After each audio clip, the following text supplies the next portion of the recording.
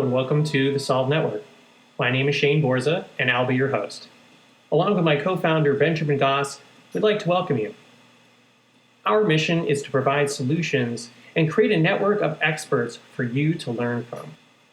Now this show is a little different than most podcasts as it is actually a live call held twice a month.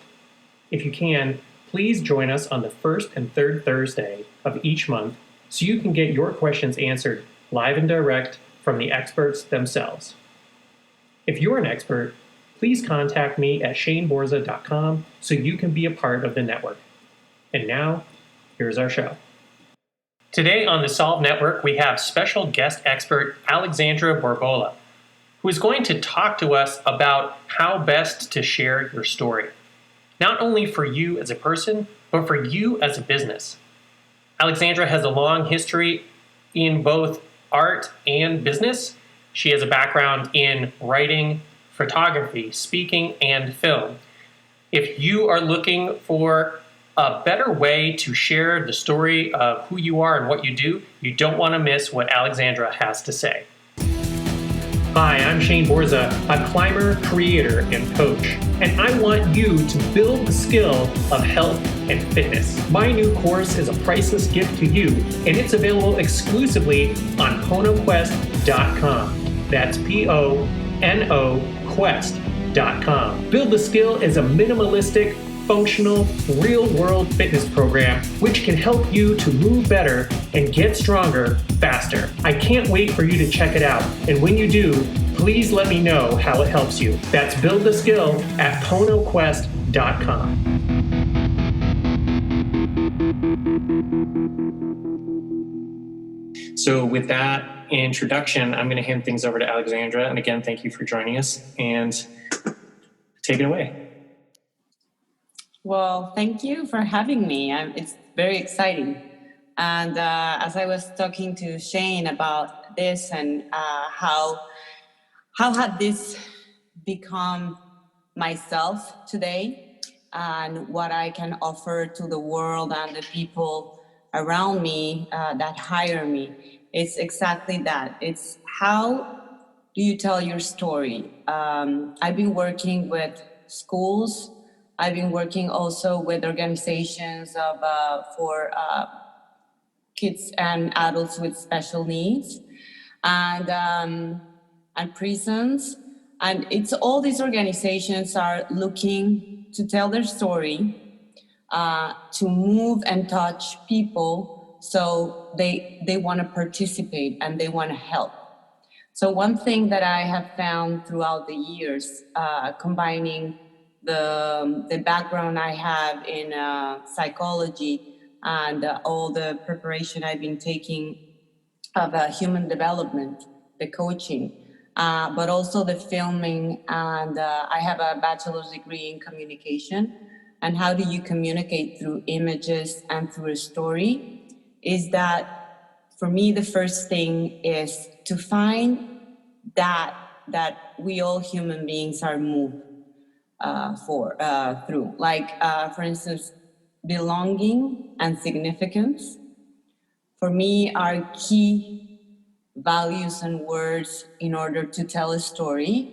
Either it's going to be your story or it's going to be someone else's story. Like, for instance, working with people that are in prison, that has been a tough one. Not everyone wants to participate in giving money for programs for people that are in prison, because first of all, we think that these people deserve to be there, so they don't deserve to have special programs like meditation, yoga, coaching, etc., etc. But if you tell the story the right way, so you can touch everyone and say, hey, we belong to this community and these people are going to go out of prison, or these people are in prison and are never going to go out, but they somehow communicate with the outside. So if we get to touch these people, and if we get to make them a better human being, this touches automatically our society. So that has been a difficult story to tell. So people really feel that belonging, significance, and also can identify somehow in making mistakes and end up in prison and realizing it's not that difficult, as human beings to make a mistake that would lead you to be in prison, right? Like, I don't know, I put a very simple example that we use is when you have an emergency and you're tempted to use your phone, so you text and by accident you kill someone, right? That's a very easy way to end up in prison. And well, there's millions of circumstances. But for me, having your story ready to go out there and having the tools of knowing human development and knowing what touches all as human beings and how do you tell the story, how do you start with the images and how you start your story that it's going to really move others towards wanting to participate and getting their attention. In schools, it's a total different story, but also we have mostly I've done some films for the galas, for instance. So mostly it's very easy to ask the parents for money when the kids are in the school, but when they are not in the school anymore, it's about making community again. It's about telling a story that they are part of something bigger, that it's not just a one school that you're going to touch. You're going to touch that kid's life, but that kid's life is going to touch a lot of lives, and that multiplied by all the kids you touch, for instance. So education, for instance, has been incredible because you can tell millions of stories of kids thriving, of really changing the world into, and being part of that something bigger. So that's another key thing that has worked for me a lot into fundraising. We all want to be part of something bigger.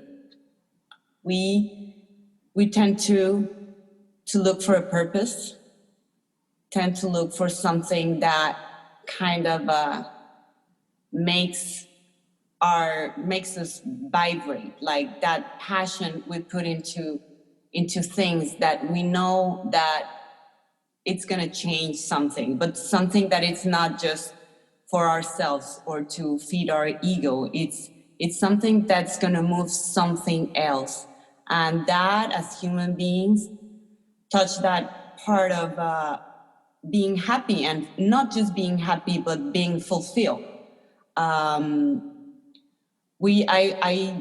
I specialized also in logotherapy. I was telling Shane about this. It's a philosophy psychology made by Viktor Frankl, and he was in Auschwitz, and he was a psychiatrist, and he went through all the war and being in a concentration camp, and he asked himself, what is the meaning of life? How can I find meaning when I'm about to die and in these circumstances that are really like they treat us like animals? And it's the attitude you put into things and the perspective. Even when you are in your worst scenario, you can find meaning there, even if you are just locked in four walls and you cannot go out. You can always find meaning in your life. So that's something that I've seen, that for resiliency, for instance, it's very important, and it is within every human being. So coming back to the being part of something bigger, I have found throughout the experience that I have raising money with these films that it's very tempting, and as human beings we kind of want that belonging. We want to be a part of that process of being involved in something bigger than ourselves. So yes, I think I talked a lot. So I'm going to jump back in. I had forgotten about the, what was the name of the philosophy again? It's logotherapy. Logotherapy. And Viktor Frankl.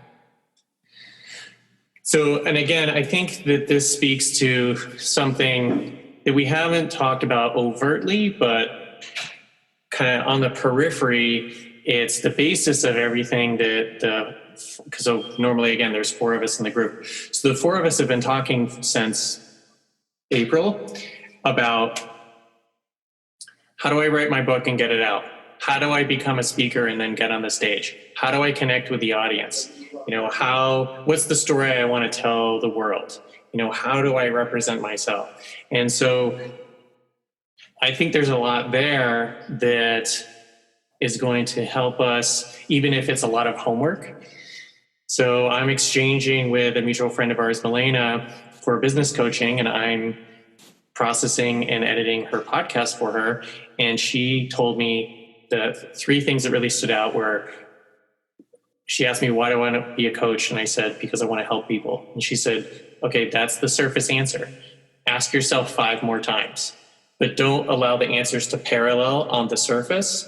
Each time you ask yourself, dig deeper to the level below that, and then the level below that, and the level below that. And eventually you'll get to the real why, which is at your core. And that's your truth. And that's where you'll begin to assemble like the story you want to tell the world. So that, and this story you want to tell the world was the second point that really resonated with me. And that's where I thought that Alexandra would come in. And because when we were talking yesterday, I felt like, oh, this is exactly what Melanie was just asking me about. Like, how do you figure out, how can I connect? Because we all are working remotely. So we could connect with clients from all over the world. So what's the universal that we can say, my practice is X, and someone on the other side of the country or 5 time zones away or 20 years older than me is going to say, yes, exactly. That resonates for me, because it's really that larger community that Alexandra is just talking about. And so the thing that I don't yet know how to do is to figure out, I have the story of myself, but I'm not sure what the story of myself is to relate to someone else, to see that there is this community between us. And so the thing I wanted to kind of see if this might shift us into is, I know James had talked a lot about wanting to service his particular community, which is a lot of, lawyers, attorneys, public defenders, people who are, maybe they're really burned out, or maybe they're in their law career and it's not really what they thought it was, or maybe they're incredibly overwhelmed with trying to help people that don't have any other option, or they're pouring everything into the practice and giving nothing to themselves. And so when I hear that, I think, oh, he has his community picked out already, and it seems very specific. So I think it would be helpful, because I don't quite have my community really specified yet. So it might be helpful for you to kind of pick up this thread next, because I think Benjamin's kind of where I'm at, where he is also in I have this coaching background, but I haven't really done anything with it. I don't want to speak for James, but I feel like that might be helpful, because again, like when I hear him speak of it, I hear like he's a little more developed in who he wants to speak to. Yes, what you're saying is very interesting, because while you were talking about that, sometimes when you want to find, like for me, I have been coaching a lot of artists, for instance. Why, I don't know. But while coaching a lot of artists into painting and different kind of things, not all of them, but some of them are reinventing themselves. So let's say that they had like us coaches, right? In a way, I've always worked more into the photography and also the therapy and all that. But I've seen more and more that people that are taking into coaching, kind of, we are reinventing ourselves. And I think this area that we're living, it's about reinventing yourself constantly. Before, if you were to study engineering, you would be an engineer for all your life. Nowadays, you need to reinvent yourself, otherwise you're dead. I mean, it's something that the millennials are giving us, and it's something that it's in the air. We need to reinvent ourselves constantly. Even if we stay engineers, we need to reinvent ourselves to be more specific. What is going to be our path? So one thing is, us as coaches, I think that it's good to know that we're going to face these people wanting to reinvent themselves. And for us, we need to find, I heard something, I don't know if you have heard about the MPT, which is the Massive Transformative Purpose. I like that because it gives you something, like, as I was saying, it's being part of something bigger. And it gives you something massive to think about. And as you were saying, Shane, but underneath that, you have several goals, little goals that's going to eventually take you to that massive transformative purpose that you are looking for. And maybe while you're trying to find that massive transformative purpose, you're going to start find intersections of what you're curious about in people, for instance, the people you connect with as a coach, and narrow that down more and more, doing those intersections. Like, for instance, yes, I'm an artist. I do photography, I do film, and I have this coaching and human development side of my career. So that's an interesting intersection, because now, for instance, I'm working with a company with kids with autism, but I'm not just only doing their films. I am trying and helping in the marketing department for people in the community to be more happy to work helping people with special needs. So it's not only creating the video, it's let's do some interviews and let's do some questions that are going to make them reflect about what they are doing and what they are part of. So for me, that's like my intersection, that if someone, that happens to me sometimes, it's like, what are you, a coach or a photographer, or what are you? I mean, I'm those two things, and my uniqueness, it's in that intersection. That doesn't sound even like, what are you, one, or, you have to put all the eggs in one place. No, this is the intersection I found that has helped me to sell myself out there and to be good at it also, and to be passionate about this. Because yes, I want to show in images how people can feel more happy to be within a community, how they find purpose and how they find meaning, and how they have a reason to wake up in the morning and endure the difficult moments. Like for all the therapies that work with kids with autism, for instance, it's, although they are very passionate about it, it doesn't mean that it's easy. It doesn't mean that, that sometimes you are not bonding with the family or with the kid, or you're not making any progress, or you made a mistake. It means that you find that purpose even in the hard moments. And I love the word grit and the concept of grit, because that is what's going to take you where you need to be, to find those intersections and to really find the people you can help best. So I'm in that path right now, and to tell you the truth, I don't have it 100% solved, but I'm just in that path, and I have found that that the people that are coaching with me, that are into this artist path of, for them it's very helpful to think about a purpose. Not just because sometimes being an artist, it's not easy. Like if you're gonna sell pictures, if you're gonna sell sculpture, whatever it is, sometimes it's not gonna be easy just to make those very pretty and then you're gonna sell.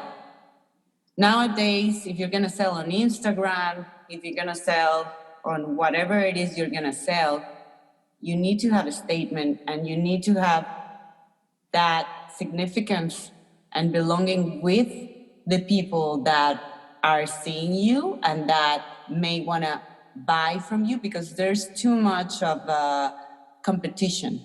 So it's not about just making a beautiful picture and that's it. People want to get to know you. People want to see what they want to see. What do you do and what's behind that? There's gonna, in a way, they want to identify with you and with what you do. So I think in a way it's the same with us coaches. It's finding that intersection where we really connect with the people we want to help, and to understand that in whatever it is they're doing, it's just not having just motivation and just like that. It's how you stack motivation in order for people to do and get to do their projects, because it's not easy. Sometimes motivation, it's not the only thing we need. I mean, there's too much in there, like having a purpose, like stacking those motivations and really knowing what is going to take us there. There's also our biology. How are we going to hack our biology in order to have the energy to get where we want to be, and be successful as well, and how we take the setbacks and how we learn from them. So I don't know. What do you think, guys? Hey, so I think that sounds incredible, Alexandra. It's really inspiring to hear you working with groups that are otherwise, are often seen by the public as maybe sources that they wouldn't necessarily think of contributing to or working with, right? So as a public defender, hearing that you're doing like prison work is like really lights me up, right? So that's really cool. I have two questions for you, and I'll ask them and then you can answer them in whichever order you prefer. So the first question is, who is your ideal client? Just so I can get an idea of who you want to help so that I can refer people to you if they fall into your wheelhouse. So who is your ideal client? And then related to the work that you do with clients regarding getting clear on their story or telling their story, do you have a specific kind of worksheet or a specific set of questions that you give to the client to help them work through this? Or is it different with every client? It's more like an organic coaching conversation and everybody doesn't get the same questions? Okay, so normally I do an exploratory session. I don't have a questionnaire that I send. I haven't created that yet. For me, it's very organic. I want to have the connection one-to-one and see how the chemistry goes.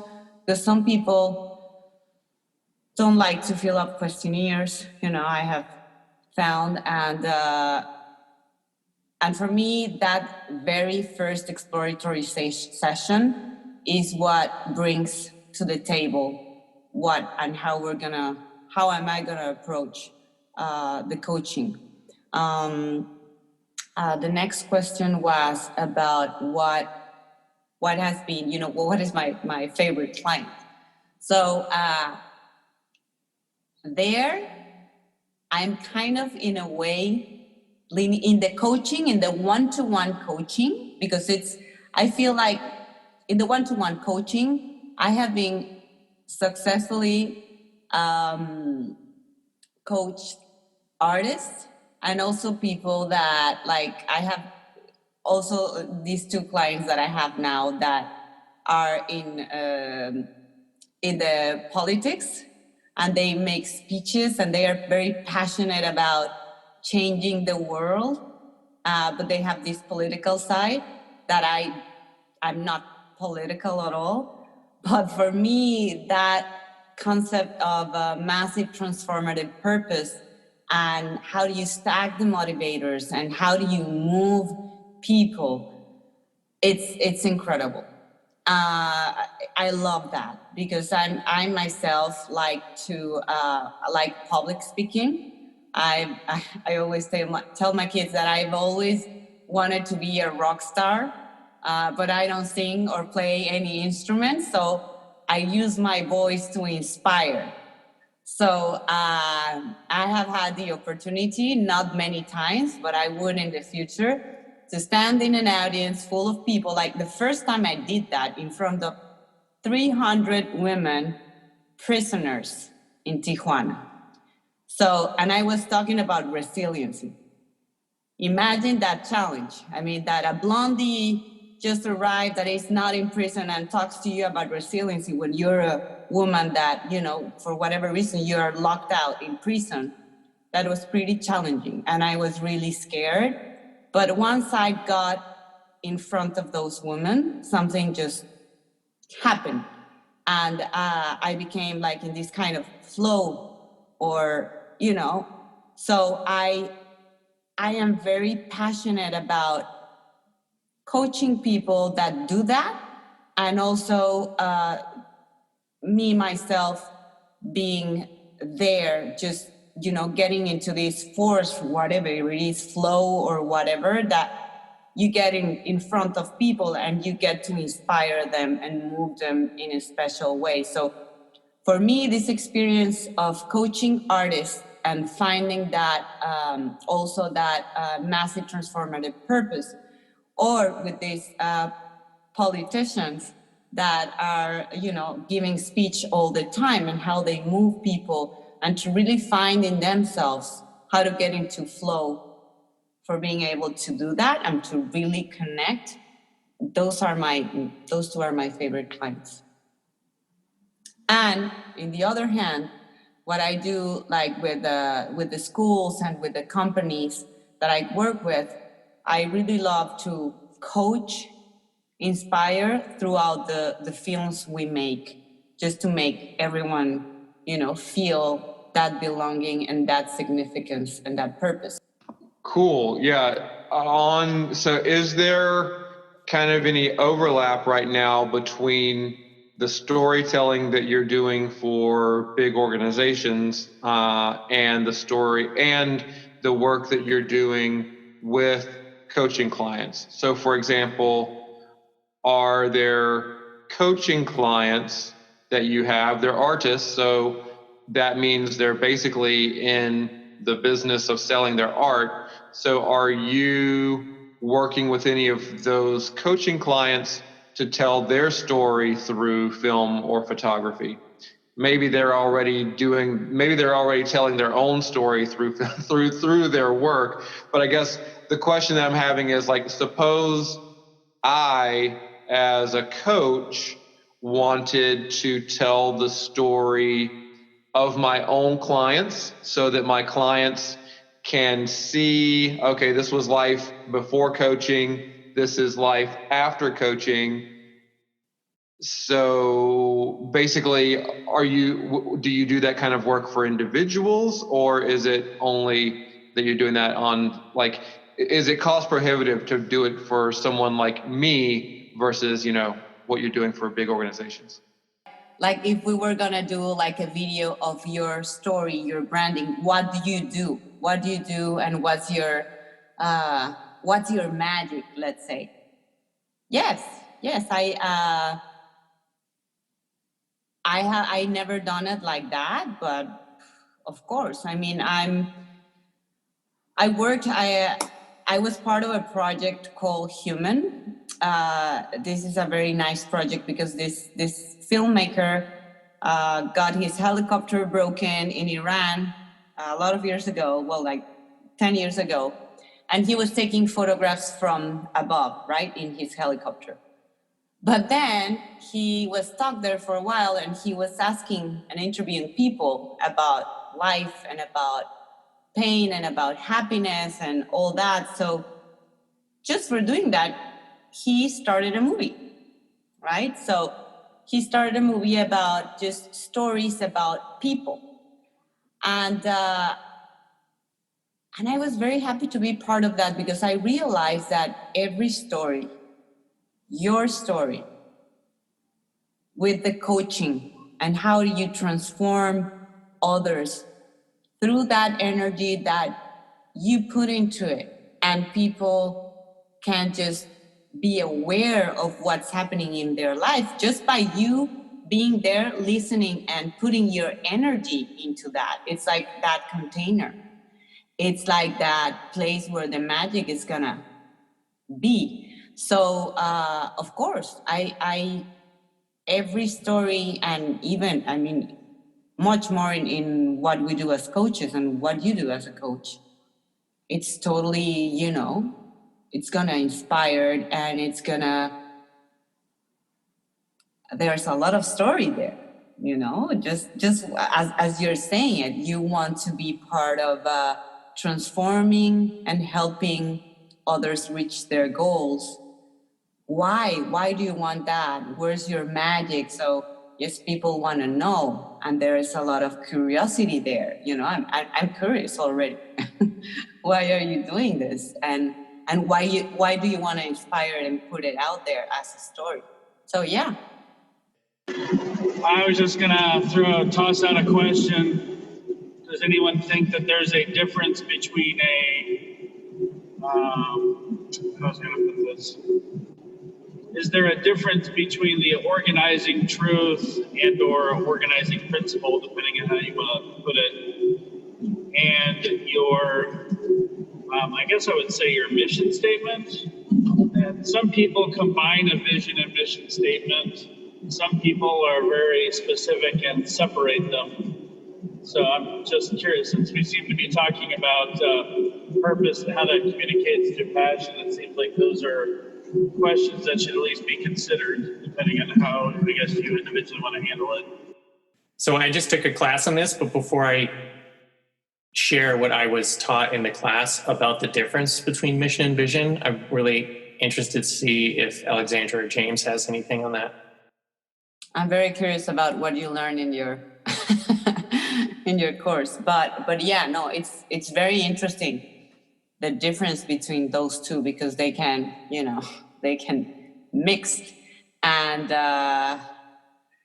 okay, for a mission statement, and now you made me think, and I like that, because for me, for instance, what would be my mission statement would be: find your passion and purpose, and reinvent yourself, something like that. Or yeah, something like that. And that would be my mission statement, I think. I will have to rethink about how do I sell that, because I'm also thinking about that belonging and that significance. Because if you get to feel that you belong where? To your community, where you are, that you bring value, that's the significance there, you're gonna be full of meaning and purpose all the time. So to be able to share that with people, and so that people will understand that mission statement, I would have to work on it a little bit more. In my webpage, for instance, I don't have it as a mission statement, but it's a good idea. So thank you for that. Yeah, so I think that part of being part again of something bigger, it totally correlates with feeling that belonging and that significance, that you really add value to your community because who you are. So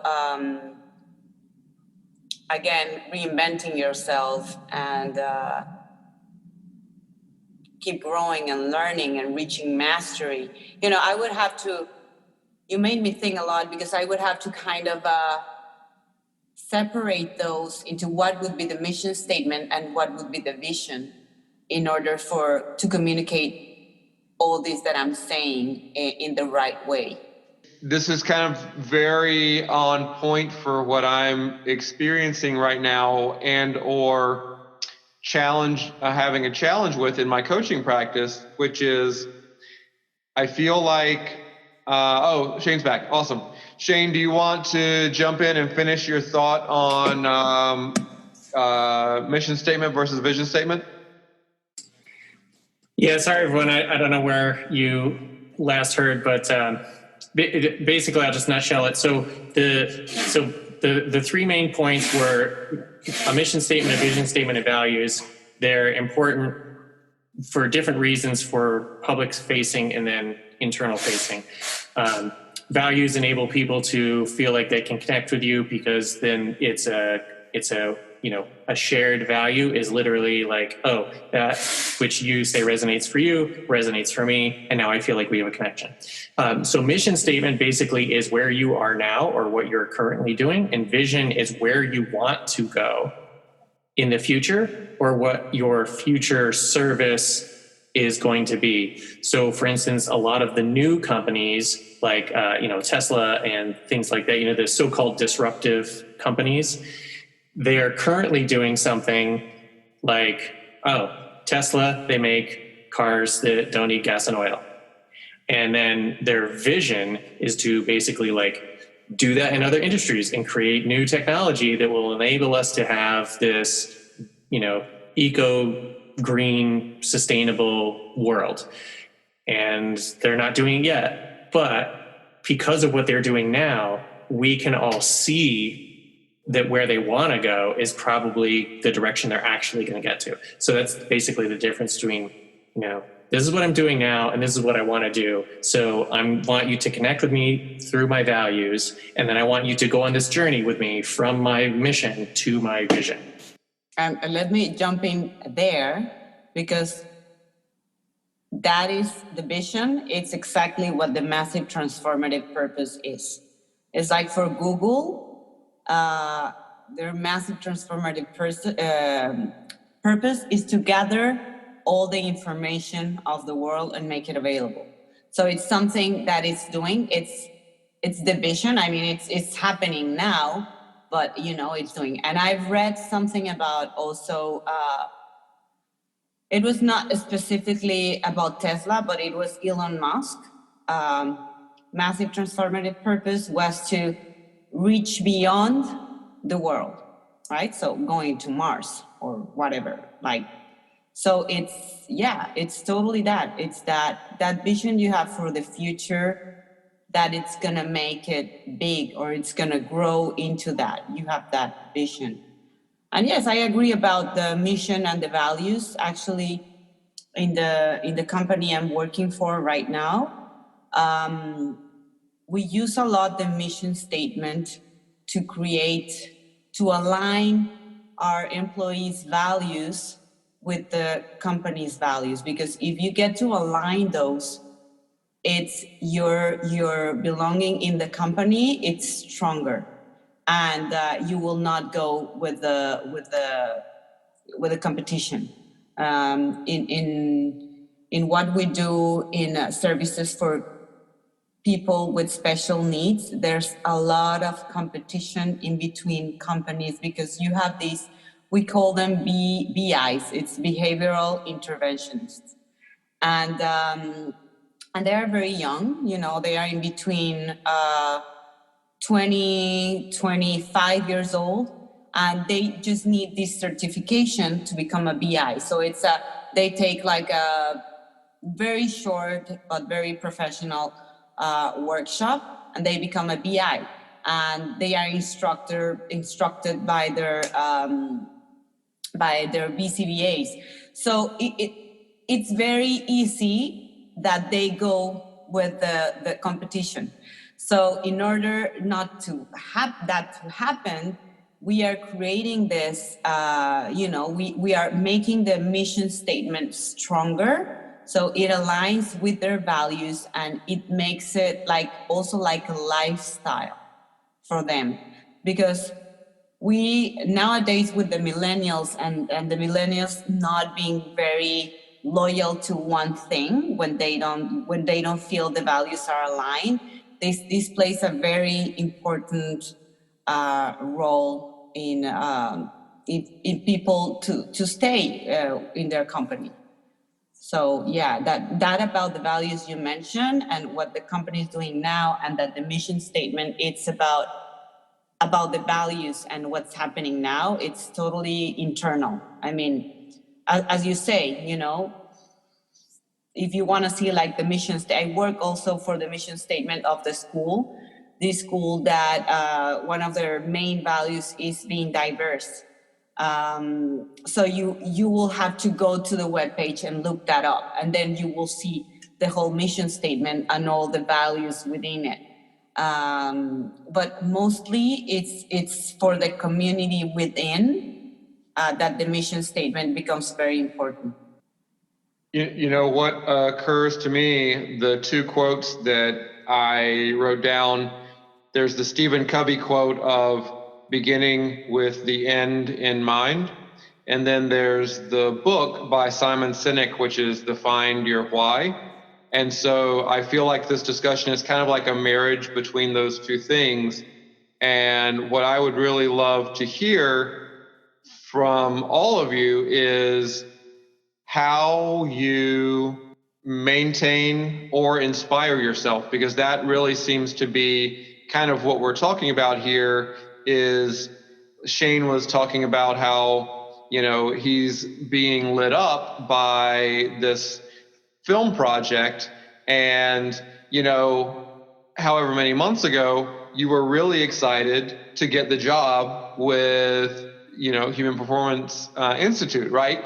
I think part of that was the excitement about leaving your day job and not having to commute, but also there's the excitement of like this new work. So obviously there are seasons to everything that we have in our life, but I think that I would love to hear what kind of practice you all have, or what methodology you recommend for keeping that spark alive or motivating yourself to do the stuff, because there are going to be moments where you have that, even on a film project that you are stoked about, you're going to hit like a muddy, mucky, mired section where it feels like there is no progress, right? So what do you guys use to spark inspiration or maintain your passion to do the work when the going is tough? I think it's really important for me to know and reflect about the human condition. There is a quote on William James that is, we are hardwired for inferiority. So, as you were saying, if you stop running and the next day you didn't run because you couldn't run the 5 miles you wanted or more than that, and the next day you didn't run, then it's going to be very hard. So knowing that we have that mindset, that we can jump into this mindset of inferiority, and knowing that we need to push against that, because there was a concept I really liked about entropy. So there's this force of entropy that it's pushing us to be just nothing and nothing and nothing, and that is real. And what is that is to be to not have the will of doing things. Is just like it's better just to sit down and watch TV instead of just going for the run, for instance, because it takes energy from you. It's a decision you make every day in every choice you do. So we need to, for me, it helps to reflect that there is this force of entropy pushing down. And if I let myself just be pushed down, I'll become smaller and smaller, because that exists. And that is what we call being, how do you say this word? Like not wanting to do things, like lazy, being lazy, right? It's very easy to be trapped into being lazy. And it's not just because we're lazy, it's because also we're scared of risking. It's very scary to risk. So I reflect, and I try to reflect on human condition, and not only mentally, but also physically. So I know that when I'm tired, dehydrated, and I have been eating good, I know that my mindset is going to be very poor.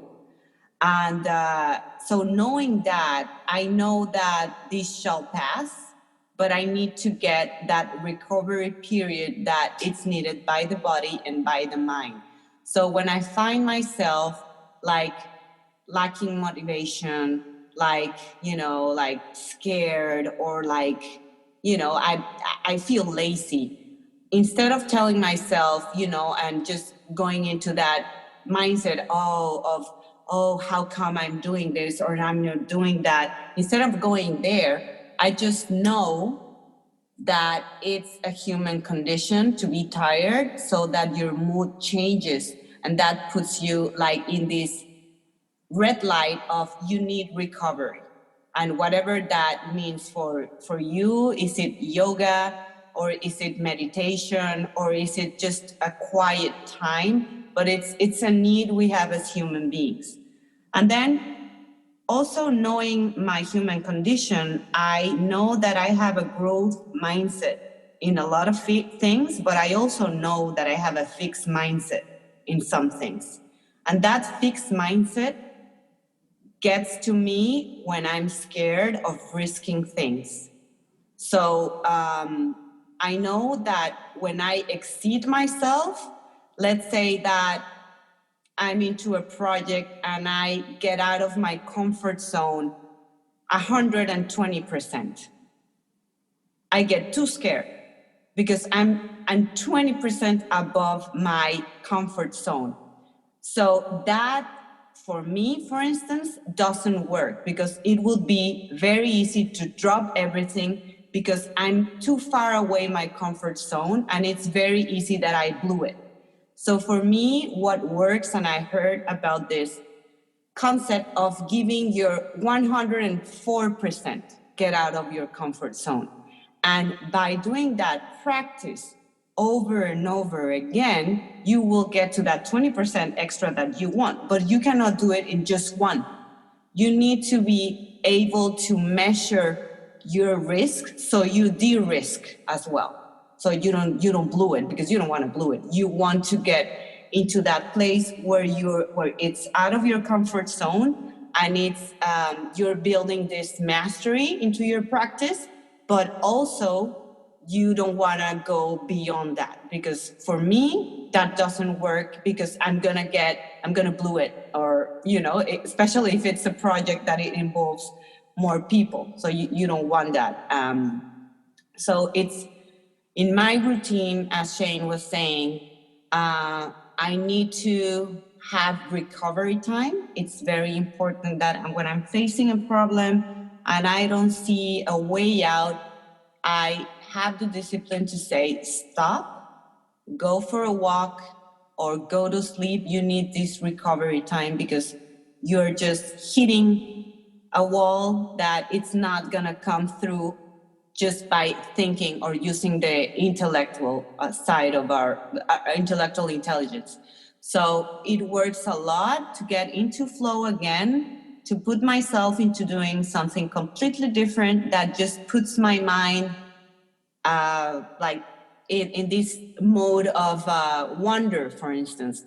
Like I like to go doing hikes, and I like to immerse myself into nature, and just I feel like everything around me is so much bigger than myself that I just forget about this small problem.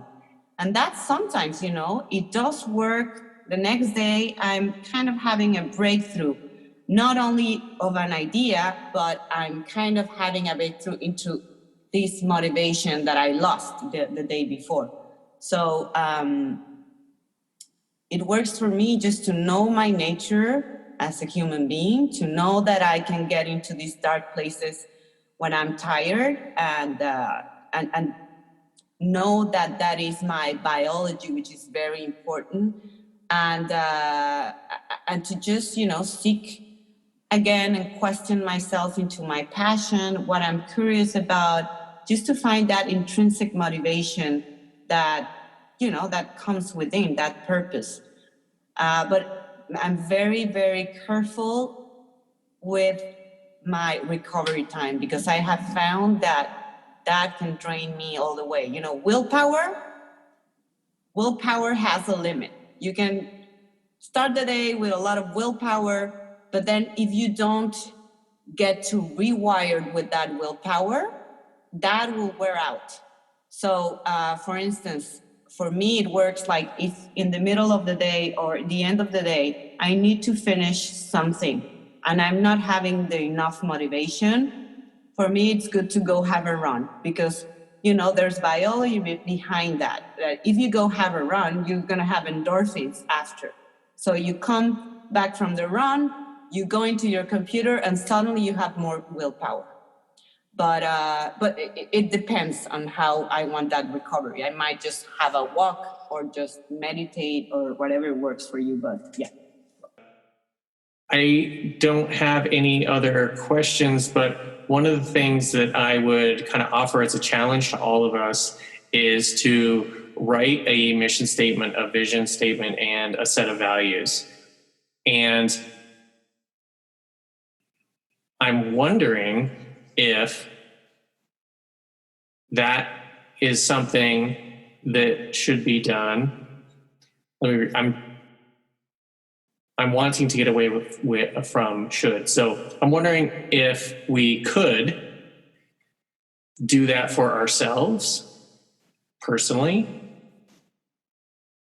or do that for our businesses, like coaching businesses or what have you, and or if we could do it for both.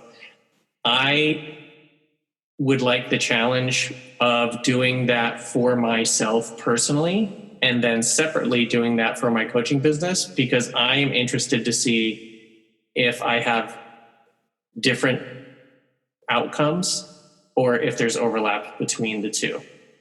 Because I think that would serve me in figuring out not only my why and connecting to that, as James said, but also figuring out the story I want to tell the world, as Milena had advised me to figure out.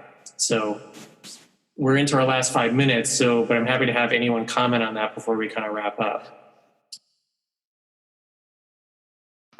I'll accept that challenge. That sounds awesome. And also want to say thank you to Alexandra for joining us. It's really nice to have you here. And I, as I have already said, but I'll say it again, like super inspired by the work that you're doing, especially for causes, as you described, that are not always apparent how important they are. So, and I really admire you speaking to 300 inmates as a person who goes to the jail on a frequent basis. I know that was a big deal. So I'm really impressed.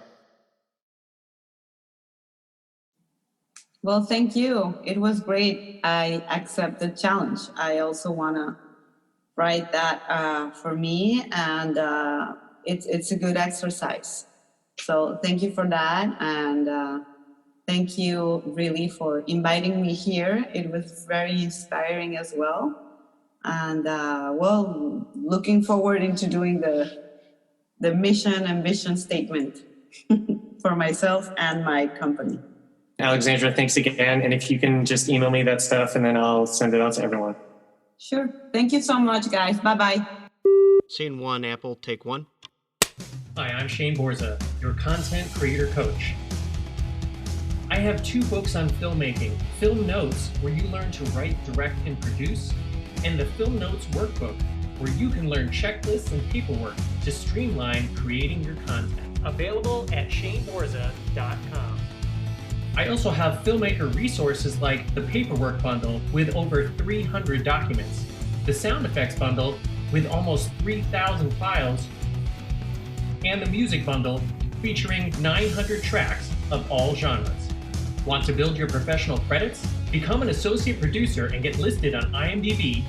Let me help you get your art out into the world. Scene 1, Apple, take 1. Thank you for joining us on this episode of the Solve Network.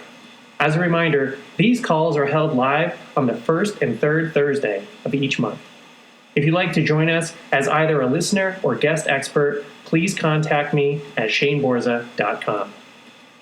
On behalf of my co-founder, Benjamin Goss, we're glad you are a part of the network and hope you are finding solutions. If you need solutions, please reach out.